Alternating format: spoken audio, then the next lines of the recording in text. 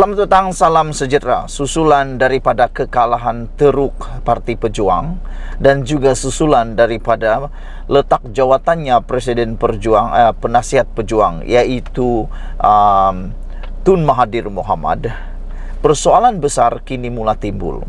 Sejauh mana Parti Pejuang mampu bertahan dan mampu bangkit dan hidup lagi. Kerana saat ini kita kelihatan nampak Parti Pejuang seakan-akan tidak ke mana-mana lagi. Bahkan selepas Tun Mahathir Mohamad meletakkan jawatan, kita kini dapat memperhatikan Pejuang seakan-akan kehilangan auranya. Terkini juga seorang pemimpin daripada wilayah persekutuan juga telah menarik diri, meletakkan jawatan daripada Parti Pejuang, dan akhirnya Pejuang di wilayah persekutuan akhirnya bubar. Hari ini kita nak lihat apa yang akan berlaku seterusnya pada Pejuang, dan adakah Parti Pejuang akan memilih bergabung dengan Parti Harapan, Pakatan Harapan ataupun Perikatan Nasional. Pada pendapat anda, saudara-saudara sekalian, sebelum anda mendengar ulasan daripada saya, sila bantu saya untuk kamu memberikan komen pula. Pada pendapat kamu, adakah Parti Pejuang patut bersama dengan Pakatan Harapan ataupun patut bersama dengan Perikatan Nasional? Dan selain itu, pada pendapat anda rekan-rekan sekalian, patutkah Anwar Ibrahim menerima Parti Pejuang untuk masuk Pakatan Harapan lagi, ataupun patutkah Muhyiddin menerima Parti Pejuang masuk dalam Perikatan Nasional? Kerana untuk makluman, Parti Bersatu adalah sebenarnya diasaskan oleh Tun Mahathir Mohamad. Saudara-saudara sekalian, menurut penganalisis politik, demi survival, Pejuang perlu bekerjasama dengan PH atau Perikatan Nasional. Pejuang perlu menjalinkan kerjasama dengan parti-parti dalam pembangkang maupun kerajaan demi survival politiknya, kata penganalisis politik susulan kekalahan teruk parti itu pada PRU15 serta peletakan jawatan sejumlah pemimpinnya. Profesor Rusdi Omar dari Universiti Utara Malaysia UUM berkata, hayat Pejuang tidak akan lama tanpa bimbingan Dr. Mahathir Mohamad yang telah pun meletakkan jawatan sebagai pengerusinya. Akar umbi Pejuang ini hanya di Kedah sahaja, di tempat lain bergantung kepada PH. Sebelum ini pun, semua yang ada dalam Pejuang ini merupakan calon-calon yang bertanding di bawah Pakatan Harapan pada PRU14 yang lalu. Bila Mahathir tak ada, saya tak nampak sejauh mana mereka akan terus bertahan. Jadi kalau nak bertahan, mereka kena bersama-sama dengan PH atau BN atau Perikatan Nasional, katanya kepada Malaysia Kini. Rusdi berkata demikian ketika mengulas pandangan agar Parti Serpihan Bersatu itu mengambil pendekatan mesra kerajaan. Malaysia Kini sebelum ini difahamkan terdapat ketegangan dalaman berpunca daripada hala 7 parti selepas kalah teruk dalam pilihan raya umum yang lalu, yang juga menyebabkan beberapa pemimpin bertindak meninggalkan parti. Satu sumber berkata, terdapat pandangan supaya Pejuang mengambil pendekatan mesra kerajaan baru dengan harapan dapat memasuki pilihan raya negeri tahun depan dengan lebih mudah. Satu pihak lagi pula didakwa mahu Pejuang kekal bebas dan dibina semula dari bawah. Bagaimanapun, ia masih dakwaan sebelah pihak dan belum disahkan dengan pihak lain. Mengulas lanjut, Rusdi berkata, pendekatan tersebut perlu dibuat Pejuang kerana parti itu tidak cukup kuat untuk berdiri sendiri.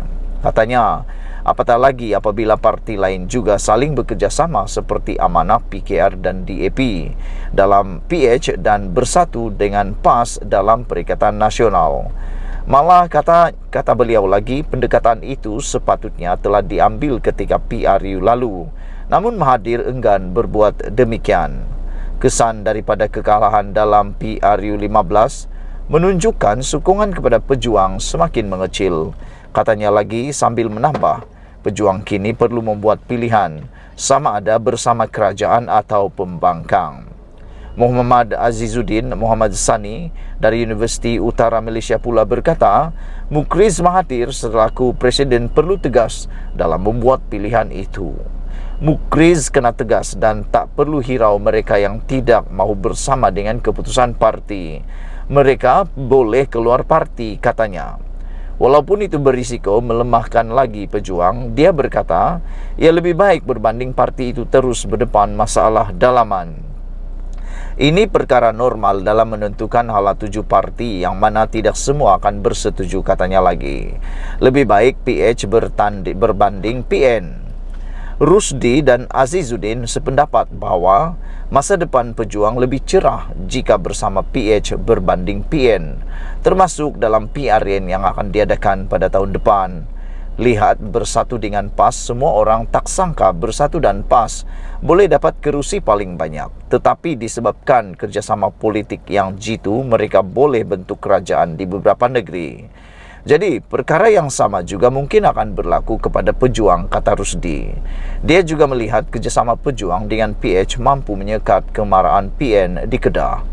Azizuddin pula berkata, pejuang akan mendapat tempat lebih baik jika bersama pihak dalam kerajaan, dan dia yakin Mukriz sendiri dapat melihat perkara itu. Mereka parti yang baru yang perlu dapatkan sokongan untuk membina kekuatan, dan rasionalnya bersama dengan parti dalam kerajaan akan beri peluang yang lebih baik. Namun ia bergantung juga pada PH. Lebih kelebihan untuk mendapatkan tempat dan diterima. Contohnya di Kedah, saya nampak peluang untuk bertanding dan menang lebih baik bersama PH berbanding PN, katanya. Dia berkata, para pemimpin dan ahli yang tidak dapat menerima keputusan itu boleh saja keluar dari pejuang. Cuma, jika keputusan ini benda yang begitu besar, saya rasa lebih baik bubar saja parti, katanya lagi. Jadi saudara-saudara sekalian, kita ada pilihan sekarang. Sama ada Parti Pejuang bersama dengan PH, atau Parti Pejuang bersama dengan PN, atau Parti Pejuang tetap bebas dan memilih untuk berjuang bersama secara bersendirian, atau yang paling ekstrim boleh dilakukan ialah bubar saja parti pejuang itu. Sebelum kita berpisah, tolong kamu tinggalkan komen kamu, berikan pendapat kamu. Apakah parti pejuang harus bersama dengan PH, atau parti pejuang harus bersama dengan PN, ataupun parti pejuang dibubarkan sahaja? Saudara-saudara, kita berdoa dan kita berharap apapun keputusan yang dibuat oleh parti pejuang ini akan membuahkan hasil dan tidak akan menyebabkan Malaysia kerugian. Sebenarnya kehadiran pejuang dapat memeriahkan lagi politik dan pentadbiran di Malaysia. Kita jumpa lagi. Malaysia kita punya, kita jaga sama-sama. Cinta Malaysia. Bye-bye.